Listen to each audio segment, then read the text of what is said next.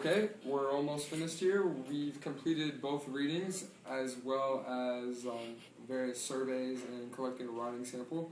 So now I'm here to ask Colleen a couple of questions about how she reads and what she thinks about.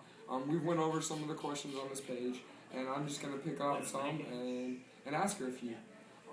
So first of all, Colleen, before you read, do you summarize the reading, or do you predict what the reading might be about? Usually when I read the headline, and if I understand what the headline means, I don't read ahead before I read right from there. Good. Okay.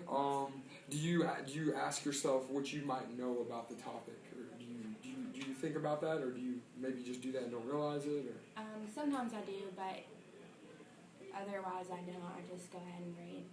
Okay. So what do you do? What's the first thing you do if you run into a hard word? I stop and I look at it a few times, and then if I don't know it, I just go ahead and read on. Maybe I'll understand what the word means after. Do you try to sound it out? If I read it myself, I don't, but if I'm reading aloud, I do. Okay, all right. So, okay. Do you ever use a dictionary or a glossary if it's a word that you don't know? I have done that a few times. If I read along and I didn't understand what it meant and what the rest of it meant, I'd go back and get on the dictionary and look it up. What about like photos and drawings? Do you use those sometimes to maybe determine, like, if, for example, we read 2 newspaper articles, so you would look at maybe a photo to kind of understand what's going on a little better? Yeah. Okay.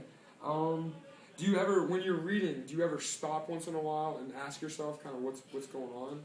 Yeah, especially if I'm not comprehending what's going on. Sometimes I'll go back and read it again if I'm not understanding. And do you try to picture the people that you're reading about and the things that you're reading about, or is that hard for you? Or?